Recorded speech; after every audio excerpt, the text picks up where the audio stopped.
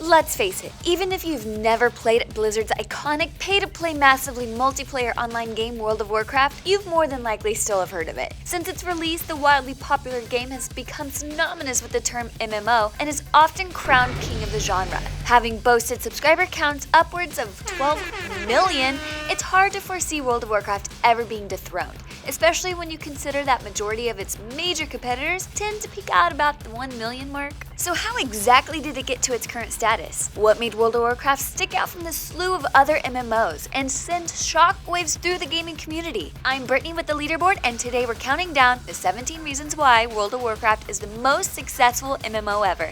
Let's get started.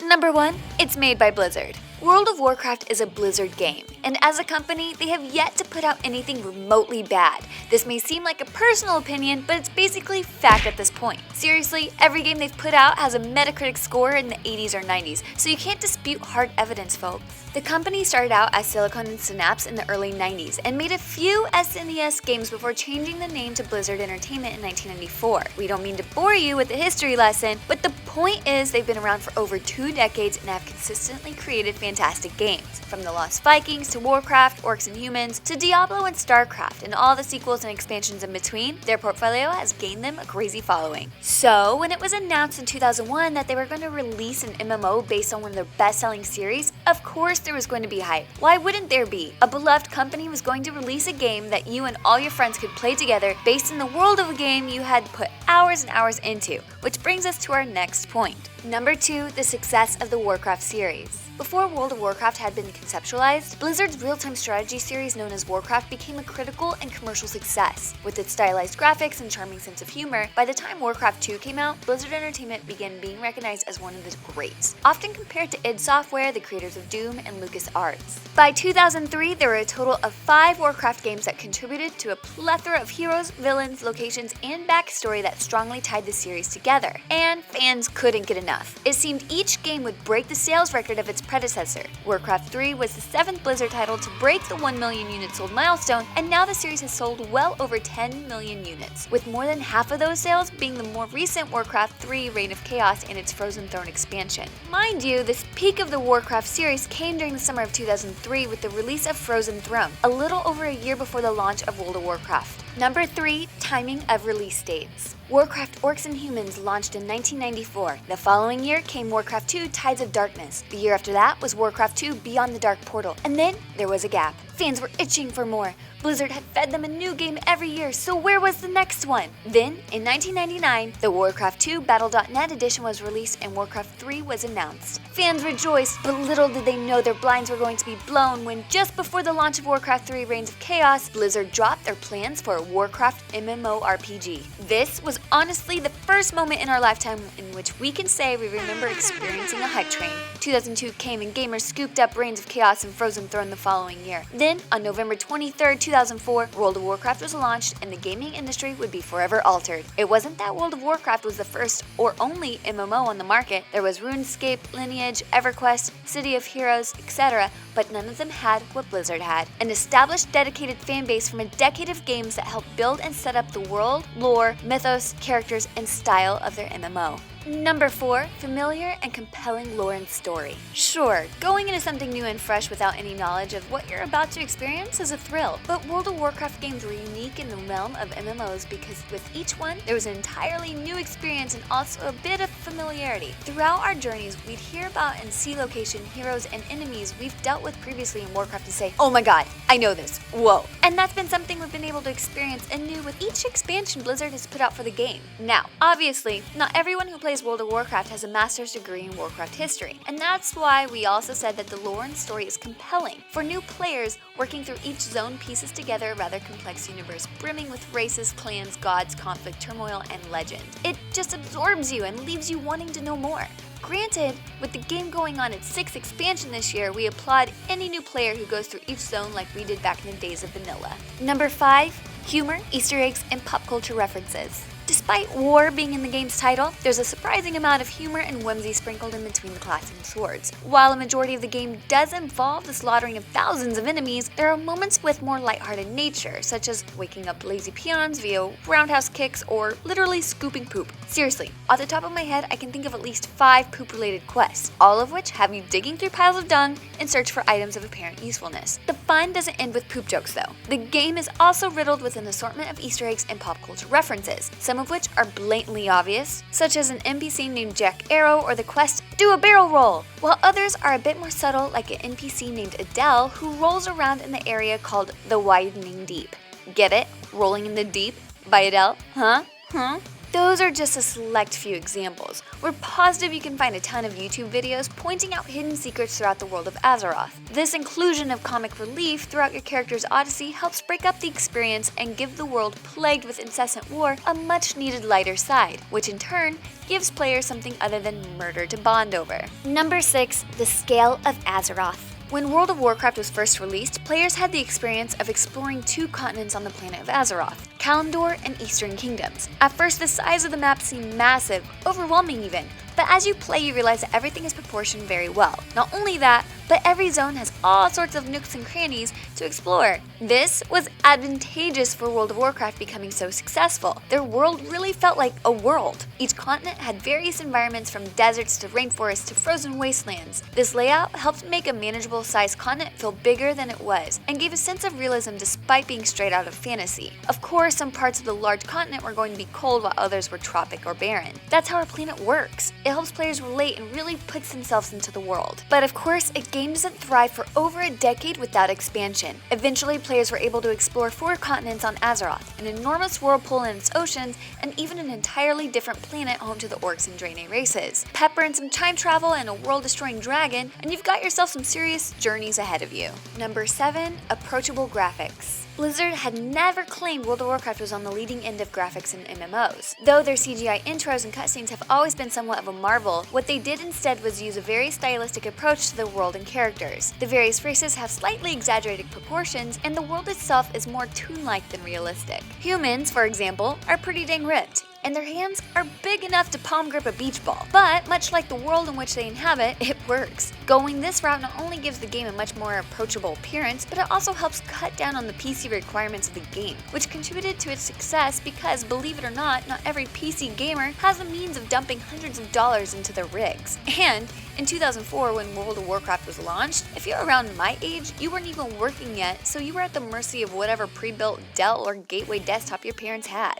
Back in 2004, there were definitely some games my mother's computer just couldn't run, but it could handle World of Warcraft slightly below normal graphics, and that was noteworthy because accessibility helped get the game where it is today. Fact 8. Diversity of race and classes. People like choices, and if there's one thing WoW has, it's just that. In the early days of World of Warcraft, there were 9 classes to choose from, including Druid, Hunter, Mage, Paladin, Priest, Rogue, Shaman, Warlock, and Warrior. As you'd imagine, each of those classes has a very different playstyle. To break them apart, you have a pure ranged classes, Mage, Warlock, then pure melee classes, Rogue, Warrior, and then the rest can do a little bit of both. Within each of these classes, there are 3 different specs which all change the way your character plays. With that variability in mind, let's move on to races. In vanilla World of Warcraft, there were 8 races: humans, dwarves, gnomes, night elves, orcs, tauren, trolls, and undead. Not every race can be every class. For example, at this time, dwarves could only be a hunter, paladin, priest, rogue, or warrior. In total, there were 40 different race and class combinations. Double that number if you want to include male or female choice, and that's a lot of diversity. But much like the world, this aspect of World of Warcraft expanded too, with the introduction of new classes such as Death Knight and Monk, as well as new races like Blood Elf, Draenei, Worgen,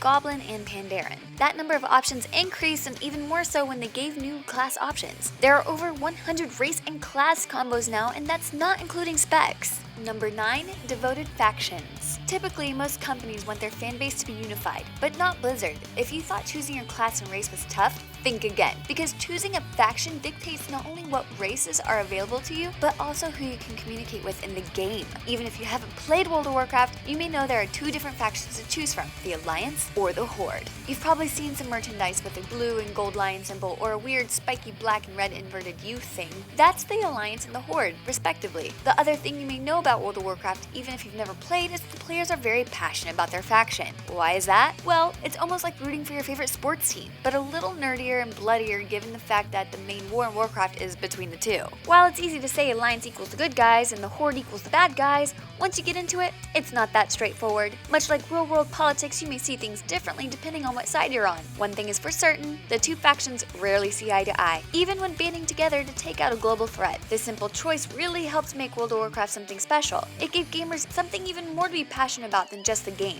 They had something to fight for. They had their faction, their band of brothers and sisters that they've shed blood, sweat, and tears for. Number 10, intuitive controls and UI. Once you're actually in the game, you experience controls and a user interface that both look good and work well. Yeah, there are a lot of options to choose from as far as specs, talent, spells, and action bars go, but the way Blizzard sets everything up for you makes it very user-friendly. And that user-friendliness is partially responsible for bringing in all sorts of players. It also helps that not everything is thrown at you right away. In World of Warcraft, you can just start. You have some basic abilities already placed on your action bar. Your health and mana are clearly visible, and all you have to do is start pressing WASD to get going. Have the common sense to press the attack buttons, and you're rolling, gaining experience, and progressing. As you level and get more acquainted with your UI and controls, the game gives you a bit more. Here's your bag with all your junk in it, equip some stuff. You got a new spell, check it out. Here, these are your talents, go ahead and pick one. It's all very easy to process. Number 11, multiple ways to progress. In the beginning, there was basically one way to progress through the game, questing from zone to zone.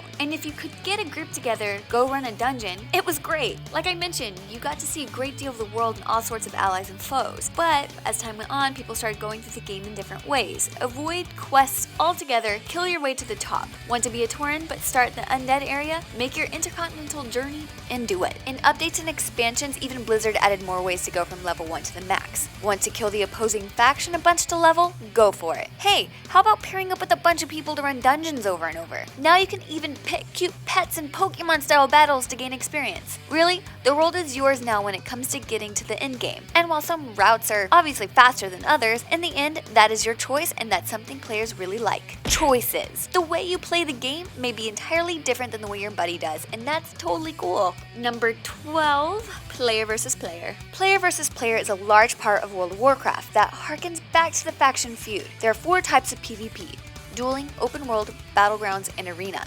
Dueling allows you to start a one-on-one fight with someone in your faction. Often there are areas where people congregate to duel each other. Think of it like a fight club. Open world PvP, like the name implies, happens throughout the world. If you stumble upon an enemy player while questing or scavenging for materials, you can choose to ignore them, but you know deep down that you want to take them out because they're filthy Alliance scum that need to be taught a lesson. Plus, they're also pretty. Ugh. For the Horde, the more controlled side of PvP are battlegrounds. There are a few types of battleground styles, including capture the flag, resource control, and warfare. Each style pits Alliance teams versus Horde teams, and whoever wins is rewarded. Lastly, there are arena battles. Think of these like gladiator-style matches set up in a 2 vs 2, 3 vs 3, or 5 vs 5 format. Teams are made amongst friends, and matches have a little bit more strategy to them than the frankness of the other styles. So often your hardcore PvPers will stick to the arena. The variation in PvP style, along with PvP seasons, helps keep the system alive and players coming back for more. Number 13, dungeons and raids. Raids are often considered the penultimate in-game content and have a strong pull when it comes to keeping players subscribed and getting to come back if they decide to bail. Dungeons are sort of the beginner's guide to raiding. They give you the tiniest glimpse into what raiding is like. By working with 4 other players, your party has to take out a series of enemies and bosses that aren't always the most challenging fights, but they do sometimes require a bit of skill. Basically, if your groups know how to play their roles, then you're in good shape. Raids, on the other hand, have much harder bosses and require up to 40 characters to complete. Groups can even set raids to higher difficulties for more of a challenge. This progression of gearing up in the dungeons, then working your way through a raid to get even better gear, which helps you out in the next raid, draws a lot of players. It's the classic rags to riches story. It's not that World of Warcraft is the only MMO out there that has raid progressions, it's that they lay it out in a rewarding way, and you thought I had just given up on segues. Huh, Number 14, rewarding gameplay. There's truly so much to do in World of Warcraft, which is one of the reasons it continues to do so well after 10 years. What Blizzard managed to do with their game is make every part of it feel rewarding. The process of leveling and gearing your character up is the prime example for a rewarding experience. Simple things like the shimmering beam of light that radiates from when you level up along with the iconic whoosh sound makes each step along your journey exciting. However, it's not all about animations and intangible pageantries that make the leveling experience rewarding. As you work your way through the game, Blizzard has set up a path of bonuses for getting to certain points. Hit level 10, get talents. Get to 20, now you can mount up 40 faster mount speeds. But what about when you hit the level cap? Well, even things like getting better gear and completing certain tasks like dungeons and raids will reward you through achievements, which in turn can reward you with titles that you can display on your character, toys that are just fun to mess around with, or even pets and mounts to show off around the city. Basically, any task you can do in WoW will make you feel good for doing it. Plus, who doesn't love achievement hunting? 15. Collecting mounts, titles, achievements, etc. There is something so satisfying about collecting things in the game. Call us hoarders all you want, but we're sure we're not alone when we say we'll never give up our 500 battle pets or any of the 250 mounts that we have. And that addiction to continually get more and more of whatever is truly astounding. It's almost sad when you think about it, but whatever. That won't stop us. The second the next expansion drops, we'll be back at it again, snagging all the pets, mounts, and toys we can get our grubby green orcish hands on. This is the main reason why we find ourselves constantly coming back to World of Warcraft, and we feel it's a huge reason why the game continues to have millions of subscribers. Number 16, a tight-knit community. Easily at the top of the reasons World of Warcraft became the mega hit that it is, comes from the sense of community the game has created. Whether in guilds, general, or zone chats, and even out of the game on forums, there is always an opportunity to make a new friend. Joining an active guild is definitely one of the best things you can do when playing. As fun as it is to progress through the game, having other people to talk with about literally anything makes the experience better by tenfold. Feel like you're stuck? Ask for help. Someone will definitely assist you, either by telling you what to do or physically coming to lend you a hand. Want to complain about your stressful workday? Do it. Others will relate. It's fantastic, and who's to say you won't meet a future lover? We're serious. There are stories of people getting married to people they met in World of Warcraft. Adorable, right? We feel like once that happens, you know your game has made it. Number 17, continued updates and expansions. Last on our list is the fact that Blizzard continually updates and expands the game. Whether it's making the game run smoother, updating graphics, introducing new mechanics, new races, lands, or classes, Blizzard knows how to keep their game fresh. Though, some will argue that a few of the recent expansions haven't quite been up to par, there's no denying the fact that whenever they release new content, the subscriber count goes up. Starting with its initial release and through both the Burning Crusade and Wrath of the Lich King expansions, the game saw millions and millions of players joining the ranks. The end of Wrath of the Lich King and the start of the Cataclysm, Blizzard did see a bit of a drop in subscribers, but the reoccurring trend seen with the launch of Mists of Pandaria and Warlord of Draenor is that when the new expansion drops, sub numbers go way up. With Warlords, the game saw an increase of roughly 3 million players. That's massive! Even at its lowest points, World of Warcraft is hosting numbers other MMOs dream of. And now this summer, the game should see another influx, both with Blizzard launching its first live-action film and the release of a promising expansion titled Legion. Yep, we're bound to see a sharp influx in both returning and new players. Thanks for watching the Leaderboard 17 Reasons Why World of Warcraft is the most successful MMO ever. Do you still play World of Warcraft? Why have you quit if you don't anymore? Let me know in the comments below, and if you like this video, be sure to check out some of our other videos by clicking the annotations or links in the description. We have a new video dropping every week, so let us know what game you want us to cover next. If you like getting more from your games, subscribe to the Leaderboard, where we help you game smarter.